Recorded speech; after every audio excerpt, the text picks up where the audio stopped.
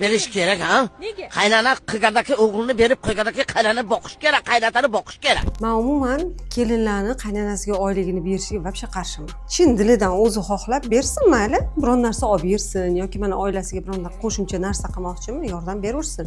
Hech anaqasi yo'q. To'g'risida farzandimni olib kelgan, farzandi uchun olib kelyapti. U kelinni qaytamga podдержка qilish kerak-ku, mo'min. Noto'g'ri narsa-da, u mana hozir kelinlarga soliq solganga o'xshaydi-da. Xuddi bunaqa qaynonalar juda ham ko'p, chunki mana qarang, homilador bo'lsa, misol uchun o'sha kelin homilador bo'ldi deylik, qaynonasida hamma puli. Tasavvur qiling, biron narsa yegisi kelyapti. Erini ham puli qaynonasida, chunki oilaviy byudjet degan narsa bor. O'sha Farmon bibining taktikasi deylik. Yegisi kelyapti bitta narsani. Aytyapti, xo'jayin ham olib kelib bera olmayapti yoki o'zi ham puliga ola olmaydi, chunki ortiqcha puli yo'q. Tushunyapsizmi? Bu ertaga farzandi masalan kerak bo'ladi o'sha modda aynan talab qilyaptimi organizm, o'sha yeyish kerak, ichgisi kelyaptimi, ichish kerak. Biron narsa qilgisi keldim, qilish kerak o'sha homilador ayol. O'sha paytda o'sha qaynonalar ham tushunmaydi-da, o'sha ayollar. O'sha ayolni ham, o'g'lini ham, o'g'liga yoqadi deb o'ylaysizmi, ayolni shunaqa zorqab turish. Hech qaysi o'g'ilga yoqmaydi, lekin onasi qattiq gapira olmaydi, boya o'zingiz aytganingizdek. Onalarga qanday qattiq gapirasiz?